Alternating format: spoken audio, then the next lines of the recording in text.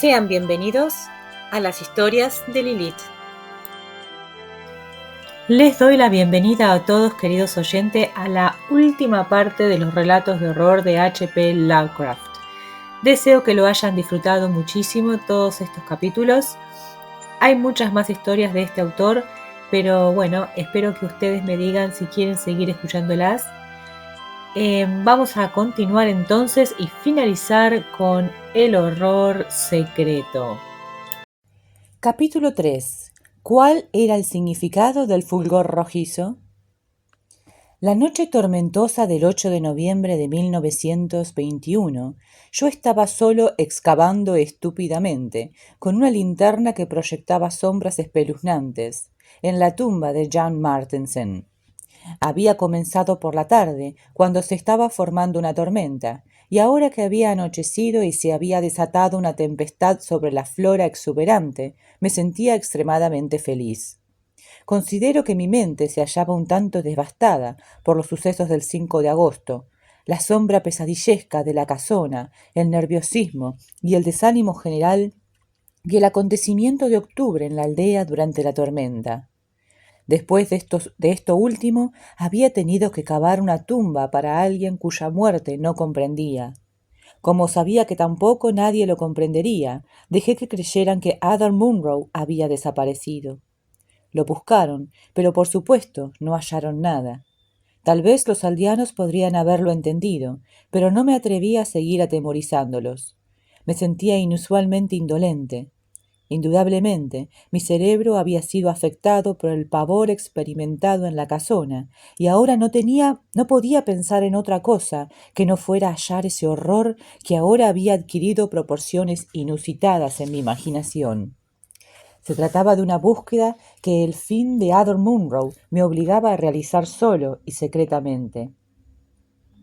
El escenario de mis excavaciones habría sido suficiente para destrozar los nervios de un hombre común. Encima de mí, como columnas de algún diabólico santuario druida, se erigían unos macabros y espeluznantes árboles de proporciones desmesuradas y grotescas, que también aliviaban el fragor de los truenos, silenciaban los gritos del viento y detenían la lluvia. Detrás de los mutilados troncos iluminados por los tenues fulgores de los relámpagos, se levantaban las losas húmedas y cubiertas de hiedra de la casona desierta, y algo más cerca un descuidado jardín holandés, con canteros y glorietas atacados por una vegetación blanquecina, mohosa, exuberante y pestilente, que nunca yo había observado bajo la luz diurna. Más próximo todavía estaba el cementerio, donde unos árboles retorcidos mecían sus ramajes enfermos y sus raíces rompían las lápidas para nutrirse del alimento ponzoñoso que había allí abajo. Por doquier podían distinguirse, debajo de una manta de hojas marrones que se pudrían y fermentaban en las tinieblas del bosque ancestral, aquellos diminutos montículos que eran propios de la región castigada por los rayos. La historia me había conducido hasta esta antigua sepultura, puesto que la historia era mi única arma posible, ahora que todo el resto había quedado imbuido de una ironía diabólica. Ahora creía firmemente que el horror secreto no era una entidad tangible, sino un fantasma con fauces de lobo que montaba sobre los relámpagos de la medianoche. Y sospechaba que se trataba del espíritu de Jan Martensen, muerto en 1762, por las cuantiosas historias que Adam Munro y yo habíamos desenterrado en nuestras pesquisas. Por esta causa, ahora yo estaba excavando estúpidamente sobre su tumba.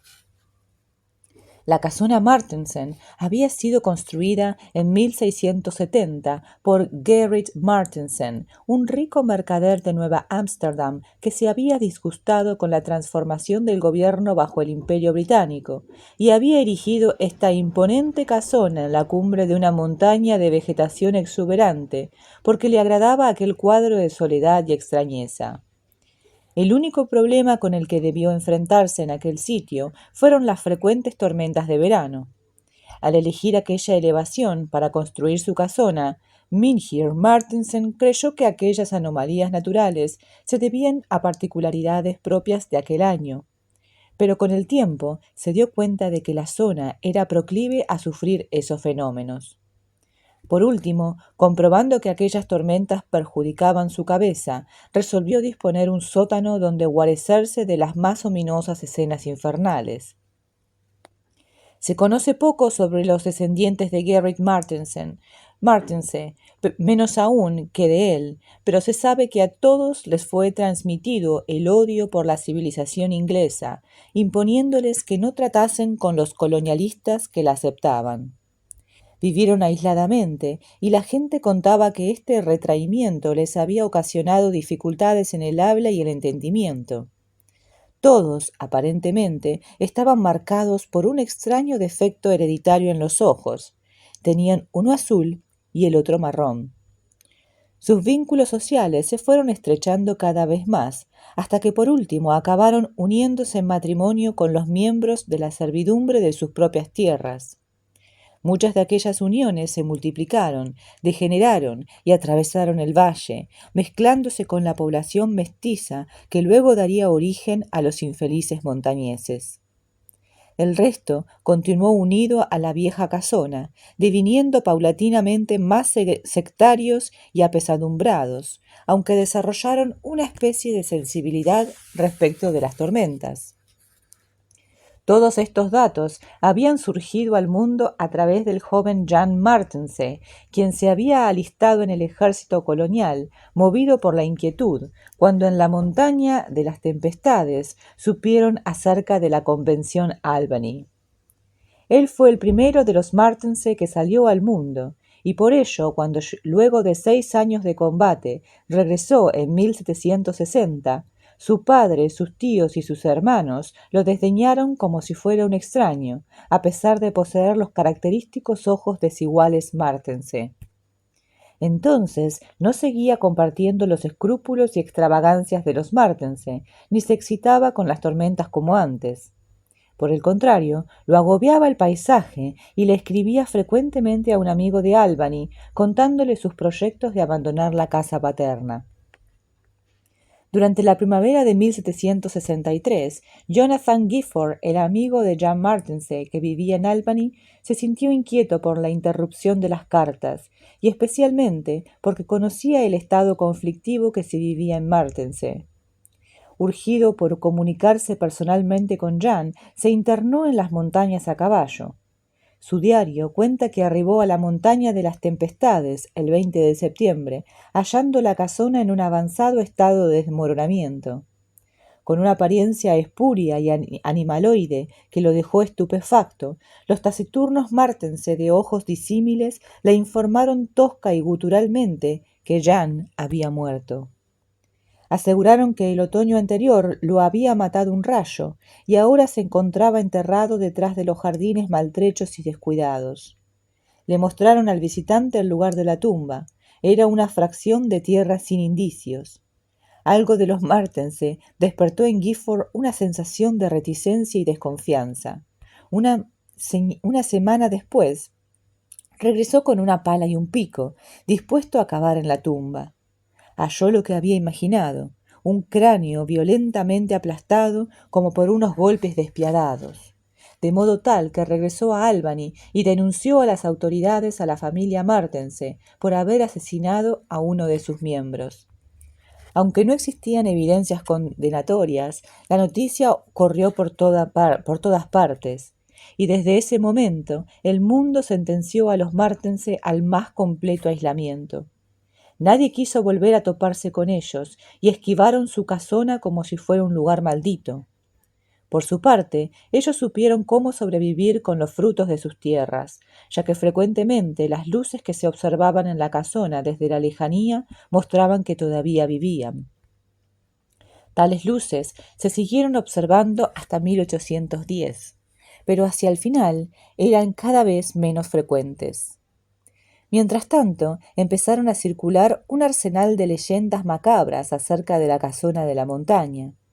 Aquel sitio fue esquivado todavía más y se le adjudicaron todo tipo de historias que la tradición fue recopilando. hasta 1816, cuando los colonos se sintieron preocupados por la prolongada ausencia de luz, nadie se acercó a la casona. En aquel momento, un grupo de hombres se introdujo en ella, encontrándola deshabitada y casi en ruinas. Como no hallaron ningún esqueleto, conjeturaron que se habían ido. Según parecía, el clan había partido hacía varios años, y los múltiples e improvisados cuartos delataban cuán numerosos habían sido antes de su exilio. Su grado de cultura había descendido muchísimo, según mostraba el deterioro de los muebles y la vajilla de plata desparramada, que indudablemente habían dejado de usar mucho antes de irse. La casona siguió infundiendo temor, a pesar de que los temibles Martenses se habían marchado.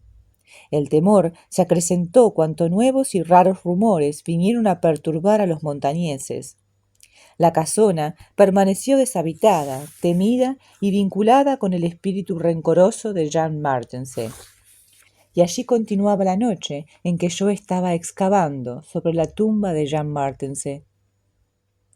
He dicho que mi excavación era estúpida, y ciertamente lo era por su propósito y su método. Rápidamente me había topado con el féretro de Jan Martense, que ahora únicamente contenía salitre y polvo, pero por mi frenético deseo de exhumar su espíritu, continué excavando incoherentemente debajo de donde él había reposado. Solo Dios sabrá lo que pretendía hallar. Lo único que tenía claro era que estaba excavando en la tumba de un hombre cuyo fantasma acechaba por las noches. No pude decir con certeza a qué terrible profundidad mi pala había llegado, cuando mis pies se hundieron en el suelo.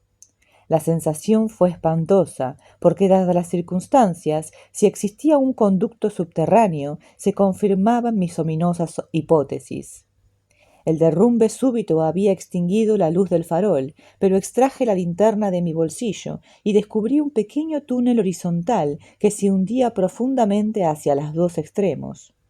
Era lo suficientemente amplio como para que un hombre pudiera deslizarse por él, y a pesar de que ninguna persona cuerda habría querido introducirse por allí en ese momento, yo olvidé cualquier riesgo, la cordura y la higiene, en mi afán por desentrañar el horror secreto.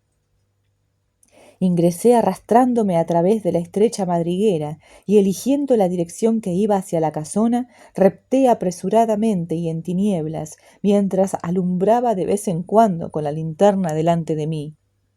¿Con qué palabras podría narrarse la escena de un hombre perdido en el interior de la tierra, infinitamente profunda, palpándose y encorvándose desalentado, avanzando irracionalmente con grandes giros en la lobreguez inefable, sin noción del tiempo, ni del rumbo, ni de su seguridad y su propósito? Sé que todo aquello resuma algo macabro, pero es lo que hice. Estuve arrastrándome así durante tanto tiempo que llegué a creer que la vida era una reminiscencia lejana, y me sentí como los topos y las larvas de las más profundas honduras.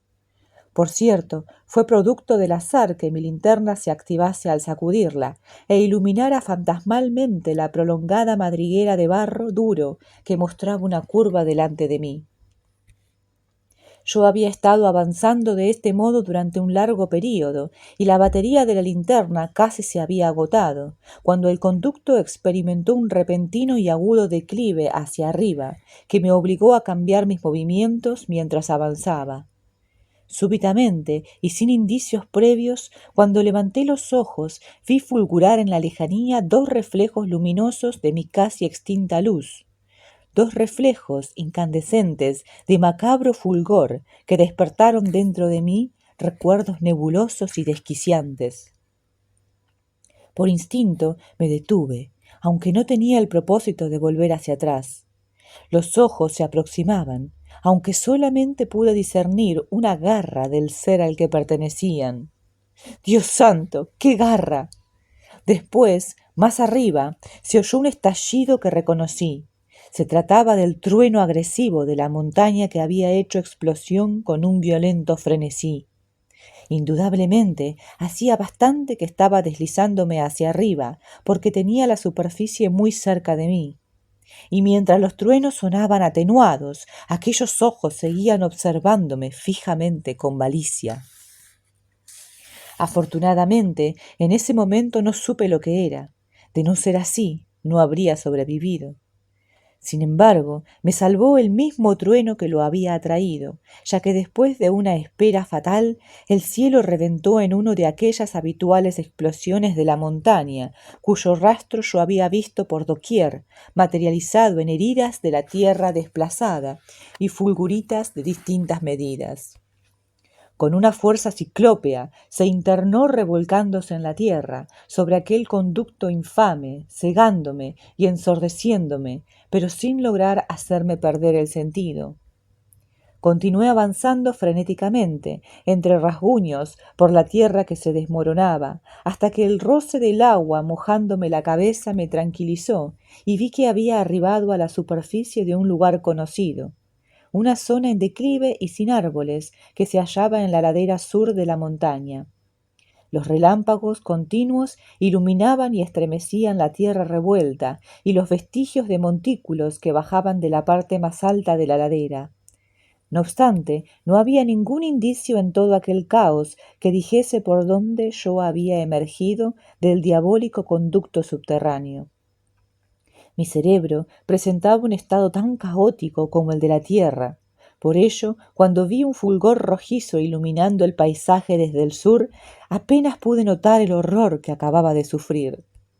No obstante, cuando 2 días más tarde los colonos me informaron cuál era el significado del fulgor rojizo, mi espanto fue mayor que el que me habían causado la garra y los ojos en la madriguera embarrada. En una aldea que distaba 20 millas de allí, se había producido un orgasmo de horror luego del rayo que me había permitido salir de la tierra, y una criatura inenarrable se había lanzado desde un árbol hacia una casucha de tejado endeble. Había perpetrado una infamia, pero los aldeanos habían incendiado desesperadamente la casucha antes de que la criatura pudiera huir. Esta había cometido su atrocidad en el mismo momento en que la tierra se había desmoronado sobre la entidad de ojos y garras. Así finaliza este espantoso cuento llamado El horror secreto. Espero que hayan disfrutado tanto como yo de los escalofriantes momentos de esta historia. Y así concluimos con los relatos de horror de H.P. Lovecraft. Pero mañana comenzaremos con otra historia interesantísima, así que estén atentos al estreno, no se lo pierdan. Muchísimas gracias por acompañarme. Gracias también por suscribirse, por dejar likes y comentarios. Hasta mañana.